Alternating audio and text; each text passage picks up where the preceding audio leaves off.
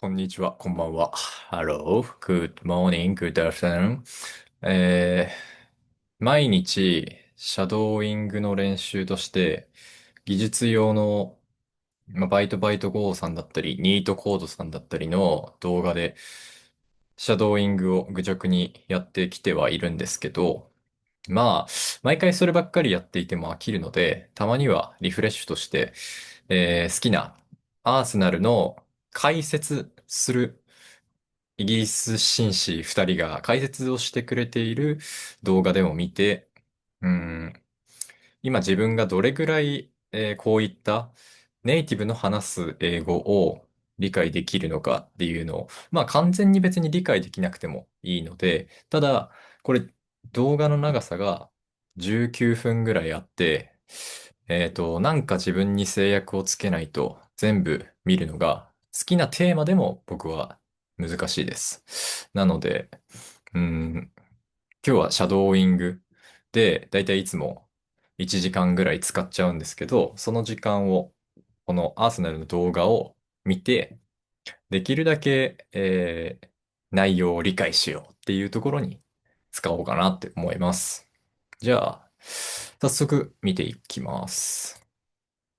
Arsenal's right hand side is elite. Bukayo Saka and Jurriën Timber are world level, with Noni Madueke and Ben White ready to slot in at any time as top quality backups. But on the left, it is a totally different story. Leandro Trossard, great technician but lacks pace. Eberechi Eza, not an out winger, and the less said about Gabriel Martinelli's end product, the better.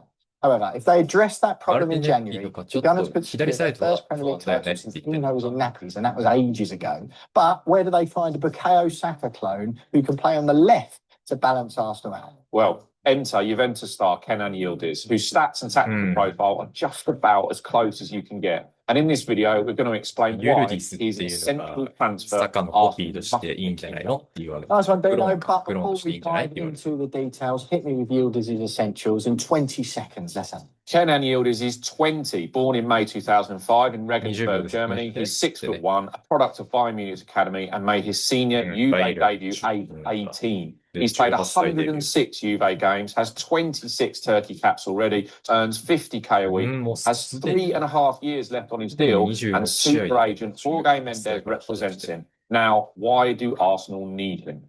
Kenan Yıldız currently sits fifth in Serie A for goals this season with 5, and he's Juve's top scorer so far. He's third for assists in the league, and again, top at Juve with 4. Now, Bukayo Saka's goal contributions. UV っつってなんだろうな。ユーベか。ユベントスのことか。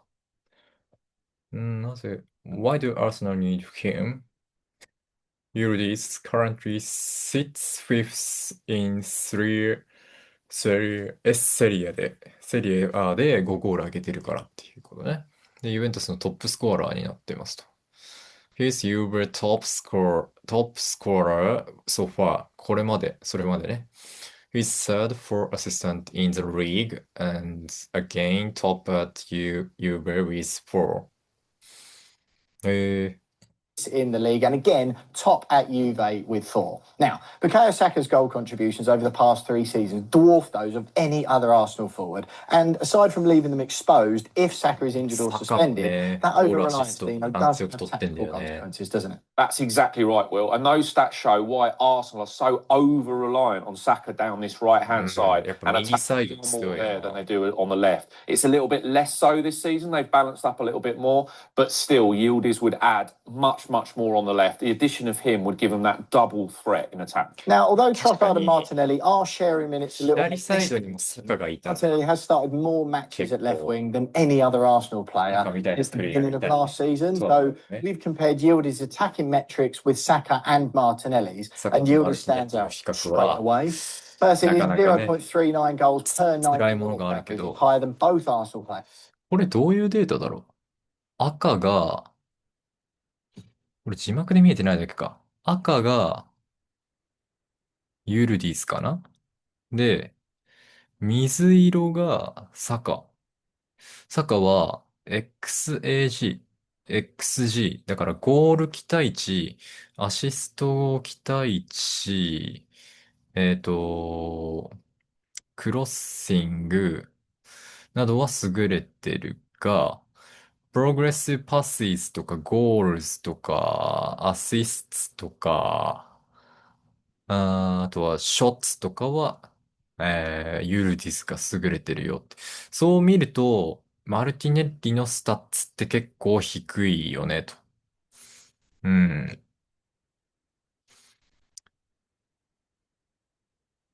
なんだろう、XG、XAG って、なんかゴール期待数とかゴール、アシスト期待数とかだったっけ？ちょっと AI に聞いてみるか。Hi there, Yuki. サッカーのスタッツの中で、XG とか XAG とかがどういう意味なのかわかんないんですが、説明してください。もちろんです。XG は Expected Goals の略で、要するにそのシュートがどれぐらいゴールになりそうかっていう確率を指標ですね。XA は Expected Assists で、パスがどれぐらいアシストにつながりそうかを表した指標です。割と直感的で、数字が高ければ高いほどチャンスが多かったっていうふうに考えれば OK ですよ。こういう指標他にも気になるのあります？ OK。players, and that's not just because he's taking more shots, either, Dino, which you might think. All three have basically had identical shot averages at around 2.5 per 90 minutes this season. So Yildiz is simply being more 2.5 clinical, to be honest, in front of goal when he gets there. But ユルディス assists, が as we'll 一 see, is 番。 where he really stands out. He's serving up アシストだとユル 0.3 ディス assists が per 一番。 90 minutes for his リ team. ーグレベルの差があるけどな。But Saka is averaging just 0.08, and Martinelli hasn't provided a single assist for Arsenal all season. Yeah, and added to that, also their expected goals and assists also show that Yildiz is getting in the right positions, more so than Martinelli, and that his teammates trust him enough to do something with it when he gets the ball. Yeah, exactly. I mean, Yildiz's expected assist rate is 0.26 per game, which is almost identical to Saka's, but he's way ahead of Martinelli. His XAG。 expected goals rate, or XG, as most people will know, it is slightly lower than both. If you combine expected goals and assists, Yildiz is comfortably outperforming both Arsenal players. Yeah, and he's doing that, don't forget, in a Juventus side that doesn't exactly flood the box and create that many chances. And even when you look at his crossing volume, where Saka clearly leads, Yildiz is still delivering nearly 4 crosses per 90, more than double Martinelli's output. Yeah, exactly. Is still delivering nearly 4 crosses per 90, more than double Martinelli's output. Yeah, exactly that. And it's far from anonymous between those big moments either. Obviously, we want our players to sort of be big moment players. Morgan Rogers is doing that very well recently for Villa, but it's about the sort of gameplay in between. So yield is 4.5 progressive carries per 90 minutes average. Players, Morgan Rogers is doing that very well. うん、モーガン・ロジャースはビラで今いいよね。Well, recently for Villa, but it's about the sort of gameplay in between. So yield is 4.5 progressive carries per 90プログレッシブキャリーズも結構高いん minutes だね。 average. That's almost identical to Saka's again, but he's miles ahead of Martinelli. So it just shows he's like constantly moving the ball into dangerous areas before he actually.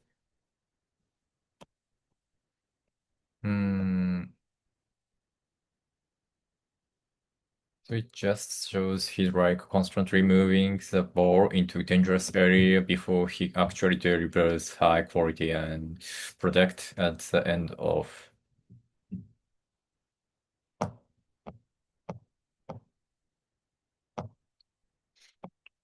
最終的に高品質の結果を出す前に常にボールを危険なエリアに動かしているということになります。Delivers high quality end product, instantly moving the ball into dangerous areas, miles ahead of Martinelli. So it just shows he's like constantly moving the ball into dangerous areas before he actually delivers high quality end product at the end of it. So it's like best of both worlds. So from a pure. So it's like best of both worlds. まあ、どっちも世界ですごいトップだよねと。Statistical standpoint, it's clear Yildiz would be a huge upgrade on Martinelli, which, if you ask me, isn't that difficult to do. But he hit Saka's legs as well. And even when considering the difference in quality between Serie A and the Premier League, what would Yildiz add though from a tactical perspective? Yeah, well, Martinelli thrives when the game is all over the place and he can run in behind, right? That's his pace, push it out. Thrives なんだThrives. Thrives. Yeah, where Martinelli thrives when the game is all over the game is all over the place and he can run in behind, right? That's behind, right? Pace, push it out of his feet and go.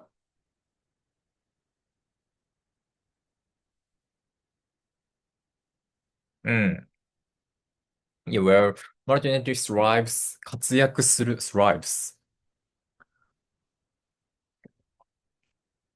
When the game is all over the place and he can run in behind, right? Game is all over the place.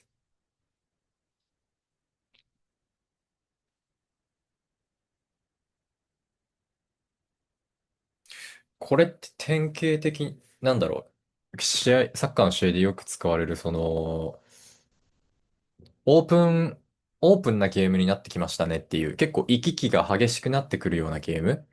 どっちも攻撃に結構厚みを持たせて、守備は少しリスクを冒して、どっちもオープンな展開になってきた時のことを、おそらく、when the game is all over the place っていうのかな。ちょっとこれも聞いてみよう。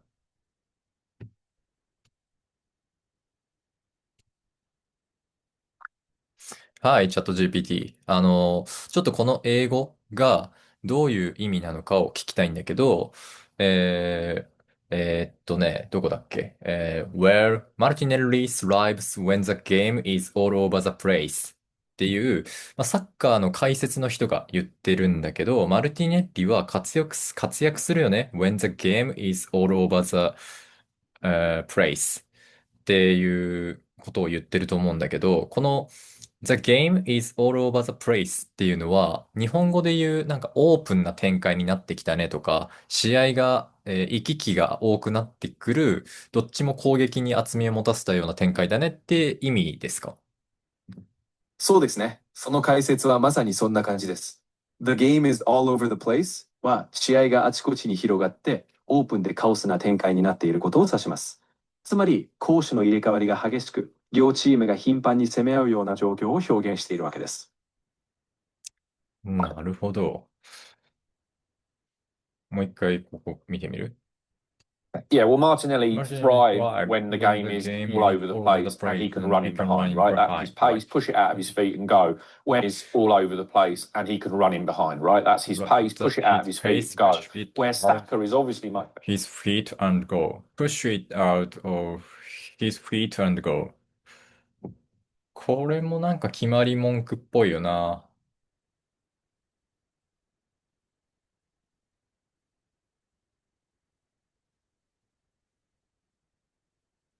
うん。That's his pace. Push it out of his feet and go.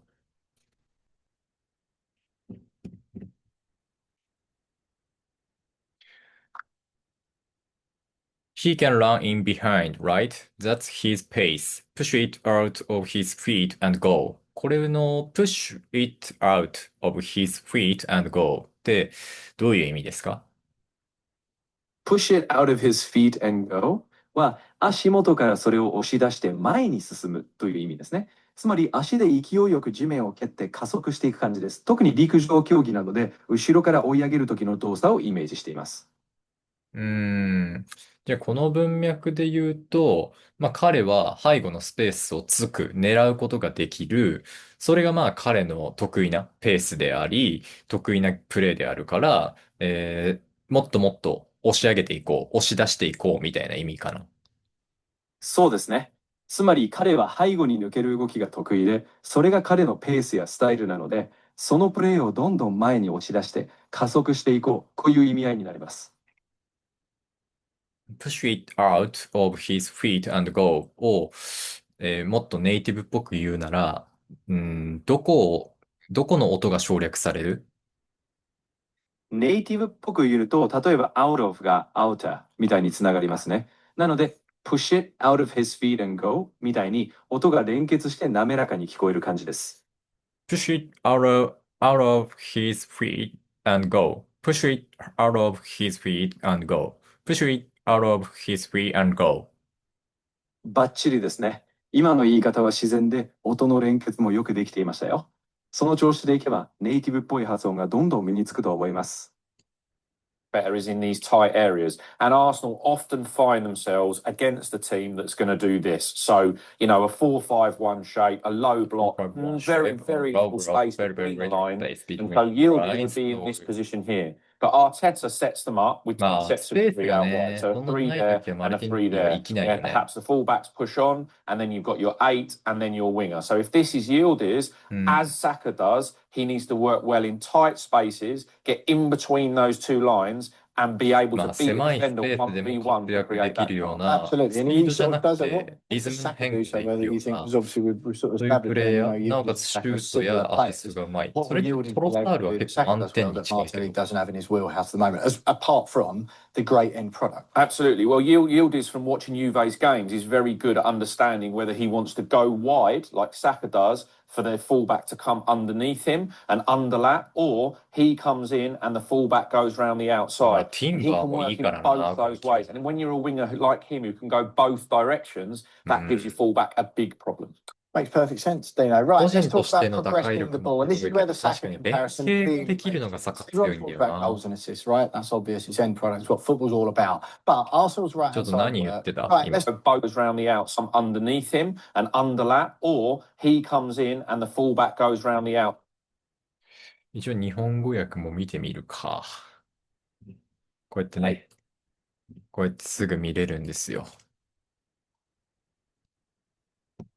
He's very good at understanding whether he wants to go wide, like Saka does, for their fullback to come underneath him and underlap, or he comes in and the fullback goes round the outside. And he can work in both those ways. And when you're a winger like him who can go both directions, that gives the fullback a big problem. Makes perfect sense, Dino. Right, let's talk about progressing. Well, this is where the Saka comparison really makes sense. Everyone talks about goals and assists, right? That's obvious. Well, this is where the Saka fullback a big problem. Makes perfect sense, Dino. Right, let's talk about progressing the ball. And this is where the Saka comparison really makes sense. Everyone talks about goals and assists, right? That's obvious. It's end product. It's what football's all about. But Arsenal's right-hand side works because Saka controls the game with the ball at his feet, but so does Yildiz, Dino, and the numbers prove it, right? Bukayo Saka at the moment is attempting 4.66 take-ons per 90 minutes. That's this season. That's more than double Martinelli's rate. We've all seen it, haven't we? Saka stands up a defender. That's this season. That's more... Take-ons, carry into the penalty box, dispossessions, progressive passes. More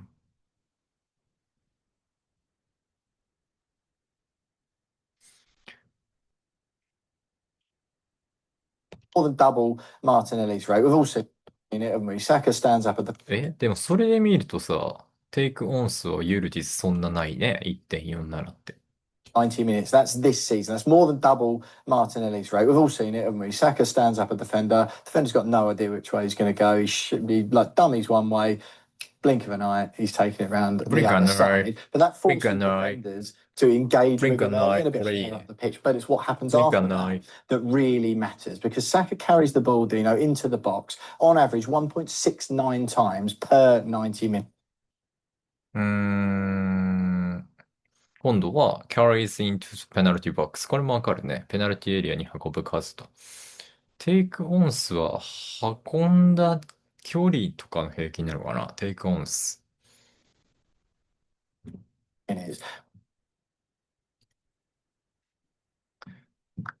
スタッツの紹介で take ons, carries into the penalty box, dispossessions, progressive passes の4つがあったんですけど、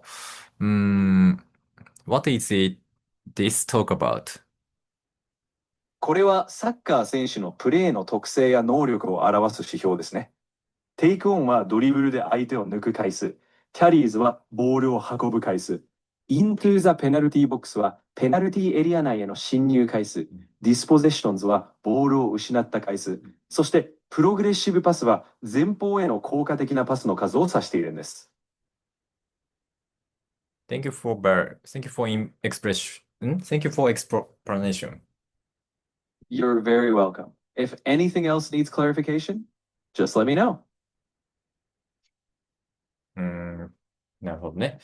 Take on が、1対1で勝った数だっけ？はい、その通りです。Take on は1対1の状況で相手をドリブルで抜き去ることを指すんですよ。何か他にも気になることがあれば遠慮なく聞いてくださいね。サカすごいな。じゃあ圧倒的に抜いてんな。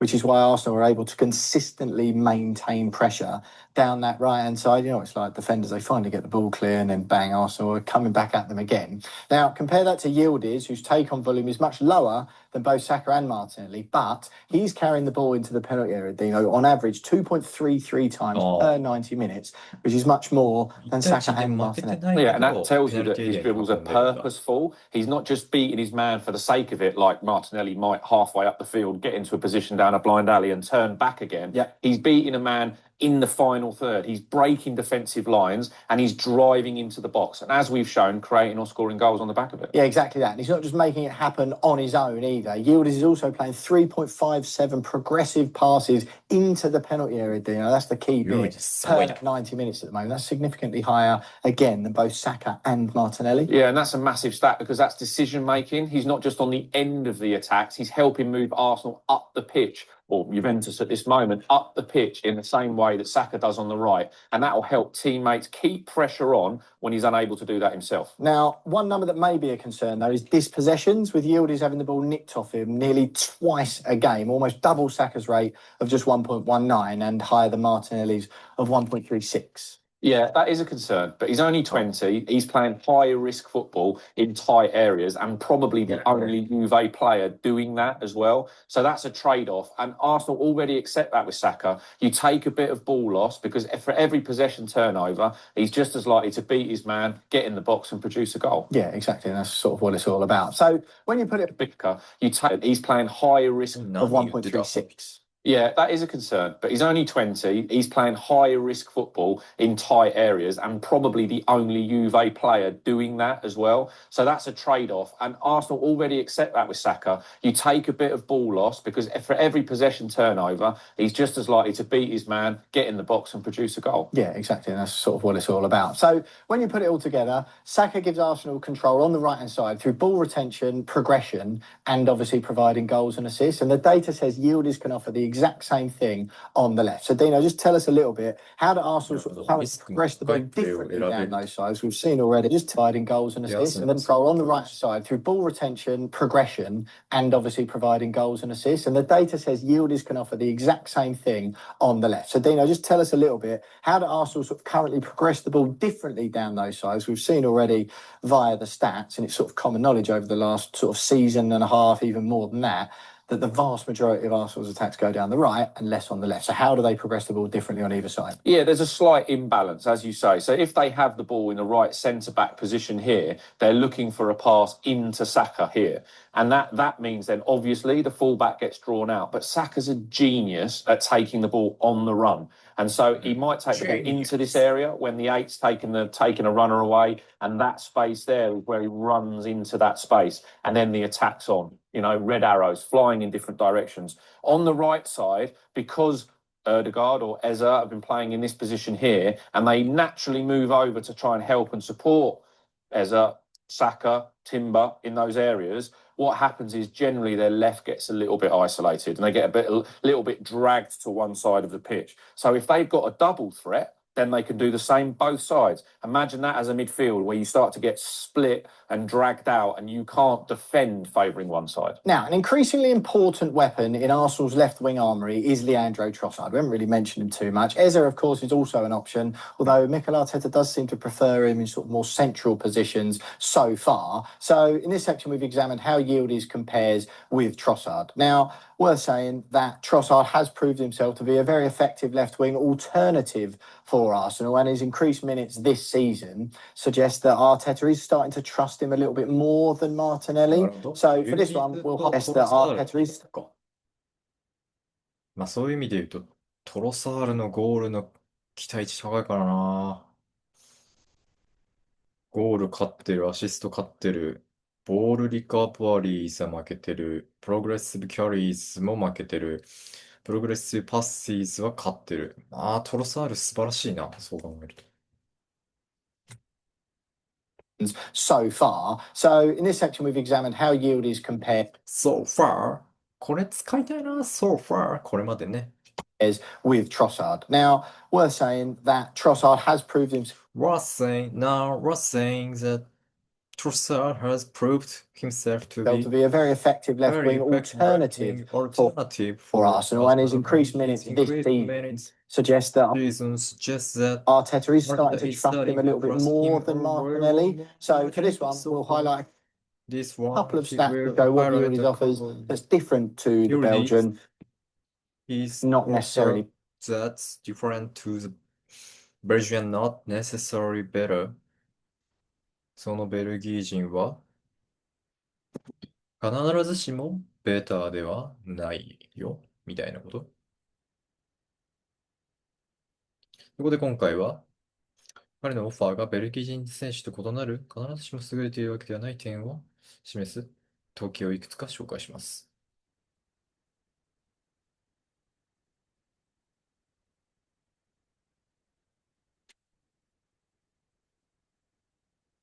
So what Yildiz his offers that difference to the Belgian not necessarily better. 必ずしも必要ない。 better. So if you just look at output, they're very, very similar, right? Trossard's goal rate 0.45 per 90 minutes. That's actually slightly higher than Yildiz, while their assist average is almost identical. So it's not necessarily an end product issue, which maybe it probably is with Martinelli. It's about what happens between those big moments once again. So let's start with ball recoveries, where Yildiz averages 3.72 recoveries per 90 minutes, which is slightly higher than Trossard, but that tells you that he's a master in helping his team pick the ball up and win it back high up the pitch. Which is what Arsenal love to do, of course. Exactly, yeah.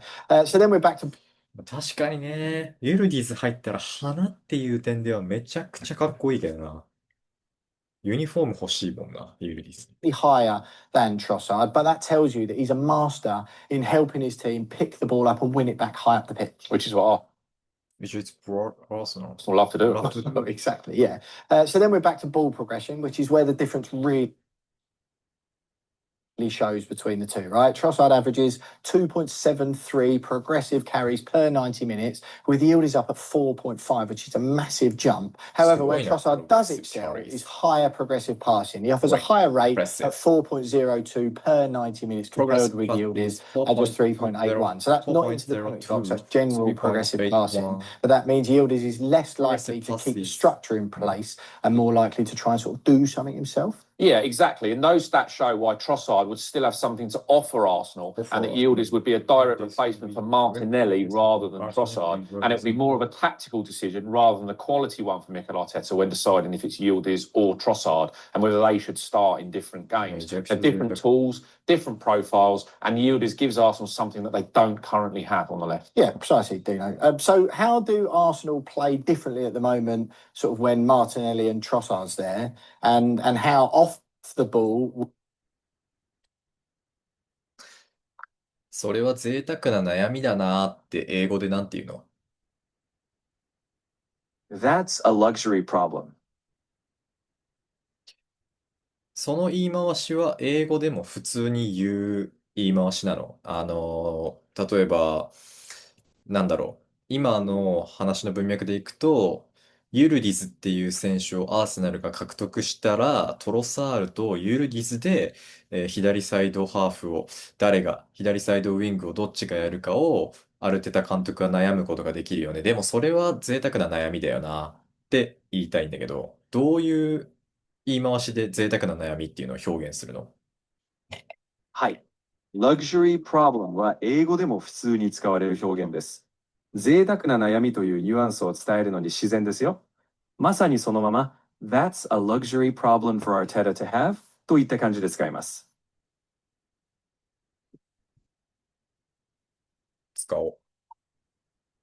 まあ、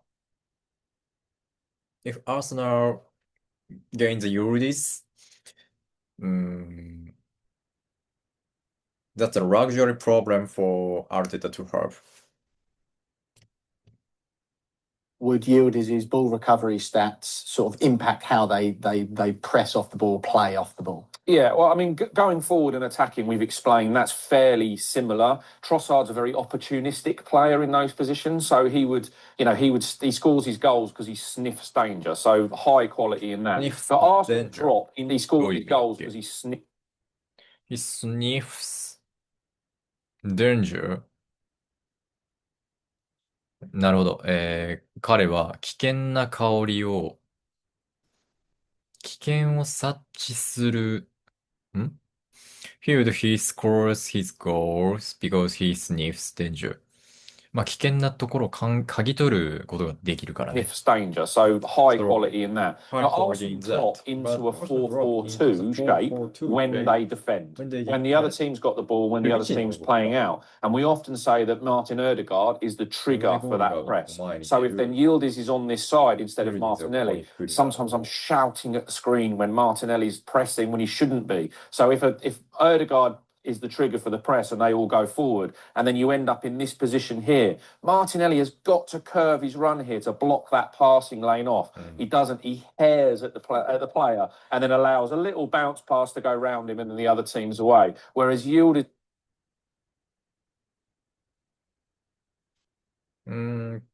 マルティネッリのね、プレスのかけ方の話をしてるよね。マルティネッリ has got to curve his run here to block that passing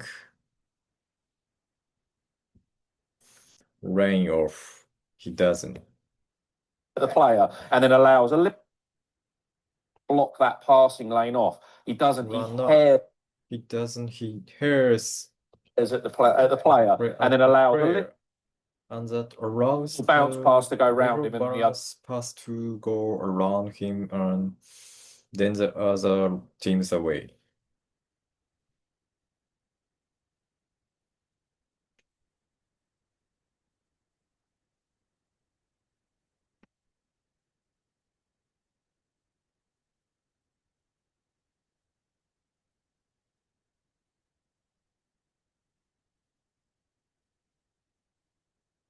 other teams away. Whereas Yıldız has been much, much better at working as a group, schooled in Italian defending already, and understanding that if you go...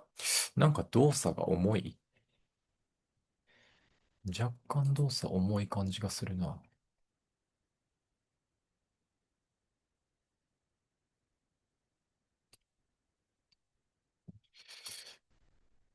As a 3, you can block off those lanes and maybe force that defender back into an area that he doesn't want to be. So he's a high-quality presser already at a young age. Fair enough. So we may expect those ball recovery stats to dip slightly, but he will still be an important part of helping absolutely. Important cog in that Arteta pressing machine, definitely. Makes perfect sense once again, Dino. Right, now it's one thing being an upgrade on Gabriel Martinelli, but how does Yıldız stack up against the Premier League's elite left wingers? So let's put him up against two of them who do very different jobs, to be fair. Jeremy Doku and Anthony Gordon, because this is where Yıldız' profile gets very, very interesting. Yeah, that's right. And Doku, pure creator, right? Pace, everything. Gordon is much more of a finisher, and Yıldız sits somewhere in between those two. So let's start with goals. Doku's averaging just 0.1 per 90 minutes this season, which is one every 10 full games. Whereas Gordon is 3 times that, 0.29 per 90, and Yıldız' goal scoring rate is... ドクの特筆すべき点は、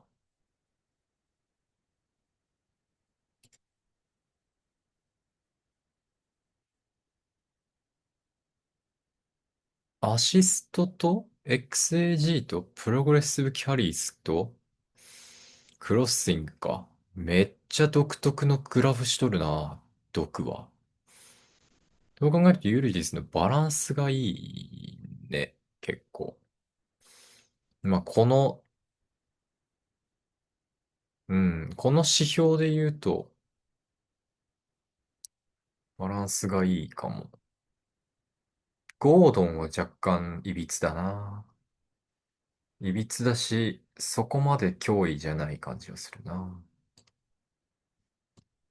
Druple that of Doku at 0.39. Now, when you look at expected goals, Gordon leads at 0.44, which makes sense given the role he plays at Newcastle, how involved he is in their attacks. Yıldız, again, 0.26, comfortably above Jeremy Doku, who sits down at 0.13. So Yıldız is consistently getting into scoring positions, whereas if we look at assists, the picture is flipped entirely. Doku's out in front by a mile with 0.38 assists per 90 minutes. Gordon has none whatsoever this season, a la Martinelli, and Yıldız is is bang in the middle of the two again at 0.31, kind of that hybrid thing, best of both worlds. It's the same story as well with expected assists, with Doku's expected assists being huge at 0.59, Gordon's much lower at 0.18, and Yildiz again sits between them at 0.26, showing that he's an all-rounder rather than just a one-trick pony. I think that's probably doing Doku and Gordon a disservice, to be fair. Now, Saka's expected goals and expected assists are fairly even, Dino, whereas Martinelli's XG is much higher than his expected assists, again, a la Gordon. So is there a tactical benefit to sort of having a player stronger at one rather than the other, or is having a player who can do both, like Yildiz and Saka, the benefit? It sounds obvious, but maybe there's a bit more of a tactical reason. Yeah, in the way Arsenal play, absolutely you need the best of both. Jeremy Doku feeding Erling Haaland. Newcastle's tactics set up to get Anthony Gordon crashing the box in the last minute and being the finishing touch, right? Arsenal's tactical setup means there will be times in games where the game's dragged and stretched. You need someone to run in behind. They can do that. A lot of the time, though, as we talked about, deep-lying defences, needing creators, needing to be, those Swiss Army knife players who can do more than one thing. A little callback to episode 1 there, Dino. Swiss Army knife, Lucien Agume, Sevilla star, why you should go to Manchester United. That's episode 1 of Essential Football Transfers. So if you haven't watched it already, get to Sun Sports YouTube channel. Make sure you do after this, of course. But let's talk about ball progression, right? Doku's progressive carries, Dino, off the charts at 9.71 per 90 minutes. Gordon's at 5 on the nose, and Yildiz is lowest ranked out of the three of them at 4.5. Not a million miles off, of course, but you get the gist. The key thing is what happens after those carries, with Yildiz taking 2.56 shots per 90 minutes, which is much higher than both Doku. Football, of course, input that is key. And crossing output backs it up as well, with Doku and Gordon averaging just over 3 per 90 minutes. Very unique 3 years. 3.8 crosses per game. Yeah, it's worth noting there, though, there's a tactical element of that as well, where that's based on what the managers are instructing them to do in those areas. Do you think Yildiz, and as we've seen, he's sort of that hybrid, can best of both worlds? Would his introduction see a change in approach from Mikel Arteta, or could it be the other way around, where the way Arsenal play would force Yildiz to change his game? Well, Arteta's not going to change, is he? It's very, very structured. Trust the process, and it's been very successful so far, hasn't it? And they're marching on. So Yildiz will have to adapt, and he'll get used to the players around him. But one thing that he can bring, let's say that we've got Saka or Noni Madueke hugging the touchline this side. Instead of Yildiz hugging the touchline here, let's push Calafiori on, perhaps, and the striker in there, and then you could end up with 2 10s in here. So Ødegaard, Oreze and Yildiz playing as a triangle around the striker. And because of his close control and his ball ability, he can do that like Eze does. So, Juventus forward Kenan Yıldız looks like the missing piece on Arsenal's left, and the stats certainly suggest so. So now it's time to see the facts and figures to Sun Sports Fee Finder to see what it would take for Arsenal to get this deal done in January.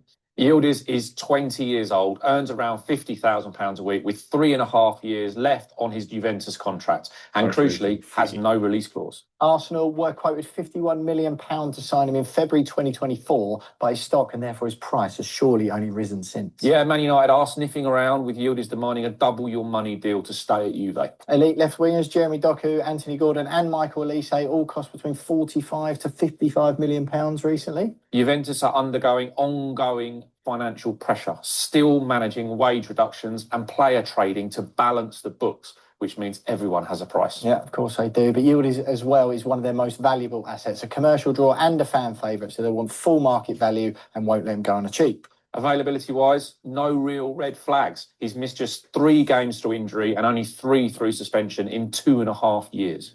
Good going. And although no clients of his agent, Jorge Mendes, currently play for Arsenal, Mendes represents some of the league's biggest stars, including Ruben Diaz, Bernardo Silva and Lenny Yoro, not to mention Lamine Yamal at Barcelona, and he's conducted some of the biggest deals in world football. Plus, don't forget that Premier League tax. Yeah, absolutely. Okay, so taking all of that into consideration, Sun Sports Fee Finder expects Arsenal will need to cough up 80 million quid and a 6-year contract worth 100 grand a week to land a young superstar who other teams are also looking at, of course. Worth it, Dino, for Arsenal? Absolutely. That's the price of giving Arsenal a Saka on the left and, of course, keeping that player out of the hands of their Prem rivals. Yeah, quite right too, Dino. 2 things to consider there. Well, there you have it. Saka on the right gives Arsenal 30. Yildiz on the left, Nicholas Timothy. We know the Gunners are elite at the back, but this could make them just as devastating going forward and clinch them the Premier League title, which is why Kenan Yıldız is the essential transfer Arsenal must make in January.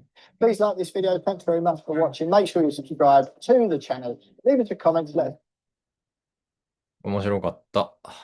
まあなんかスタッツの比較で、多分最後のまとめのところはね、もうちょい。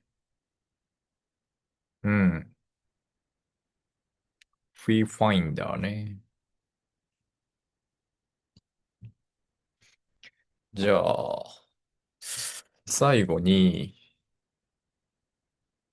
画面共有してないけど、ノートブック LM でね、ノートブック LM で、この動画の、なんだろう、文字起こしっていうか何言ってたのかなっていうところ、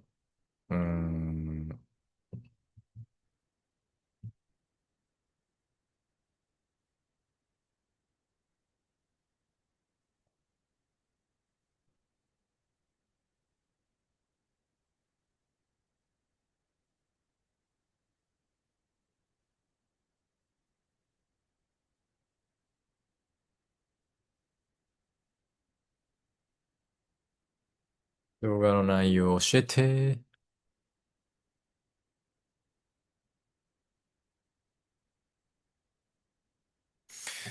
ノートブック LM でこういう動画の文字起こしというか解説をお願いしてるけど、これってどうなんだろうね。チャット GPT とかコパイロットの方が良かったりするのかな、精度的には。聞いてみるか。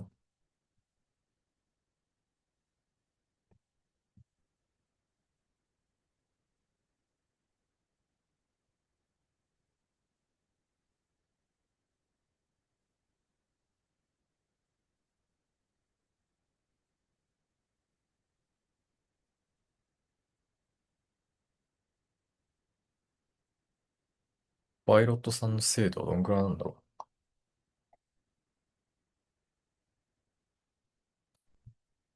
う。ノートブック LM はね、結構しっかり出してくれるからね。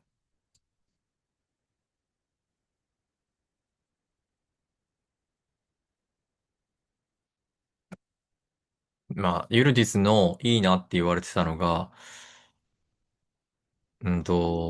狭いスペースで強いよねってこと。低いブロックを敷く相手に対しても狭いエリアで1対1仕掛けて打開できますよと。守備のプレス時のコースの切り方が、いいと言われているね。で、ユルディスはドックのようなチャンスクリエイトとゴードンのようなゴールゲッターとしてのハイブリッド。で万能ナイフだと言われていますと。移籍金と獲得の可能性としては、フリーファインダーを用いて分析。現在は、8000万ポンドの移籍金と週休10万ポンドの6年契約が必要になるんじゃないの。ユベントスは財政的なプレッシャーがあるから、適切な価格だったら放出はあるよ、と。ユナイテッドも狙ってるんじゃないつって。でも悲願のタイトル獲得を確実なものにできるってことは、冬の移籍市場でユルディス狙えよって言ってるってこと？無理じゃない？こんなにエゼ取ったりさ、インカピエ取って、インカピエ、モスケラも大きかったな、本気は。あとは、なんだろうな。ズビメンディね。ズビメンディもいいし、ギョケレスも取ってるし、って考えると、マドエケか。って考えると、めちゃくちゃいい買い物してるな。全員活躍してるもんな、今。よし。今日はこんなところかな。うん。